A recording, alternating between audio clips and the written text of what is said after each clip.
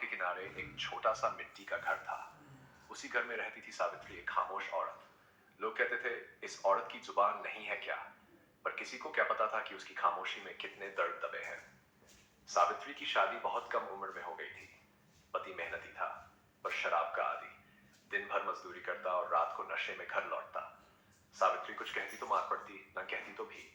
धीरे धीरे उसने बोलना ही छोड़ दिया। आंसू उसकी भाषा बन गए। सास हमेशा ताने देती, बहू काम ठीक से नहीं करती, किस्मत ही खराब है। सावित्री चुपचाप सब सुनती, सिर झुकाकर काम में लग जाती। उसे लगता शायद चुप रहने से घर में शांति रहेगी। एक बेटा हुआ, मोहन, वही उसकी दुनिया बन गया। उसके लिए वह भूखी रह लेती, पर बेटे को कभी भूखा नहीं सुलाया। रात को जब सब सो जाते, तब वह अपने आंचल में मुंह छुपाकर रोती। दिन में उसके चेहरे पर कोई शिकन नहीं दिखती थी। समय बीतता गया।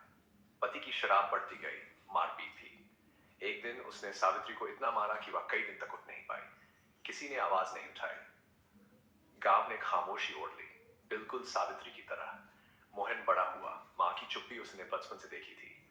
वह सोचता था मां मजबूत है, उसे दर्द नहीं होता। सावित्री कभी अपने जख्म नहीं दिखा पाए, इसलिए कोई समझ भी नहीं पाया। एक दिन पति बीमार पड़ा। दवा के पैसे नहीं थे। सावित्री ने अपने हाथ के कड़े बेच दिए, वही कड़े जो शादी की आखिरी निशानी थे। पति ठीक तो हो गया, पर उसकी आदतें नहीं बदली।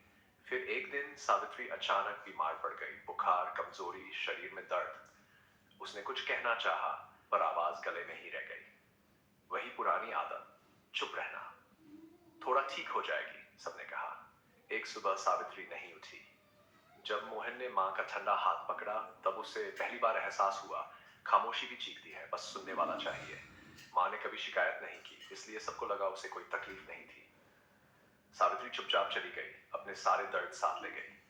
घर में आज भी वही सन्नाटा है, बस अब वो औरत नहीं है जो उस सन्नाटे को सहती थी।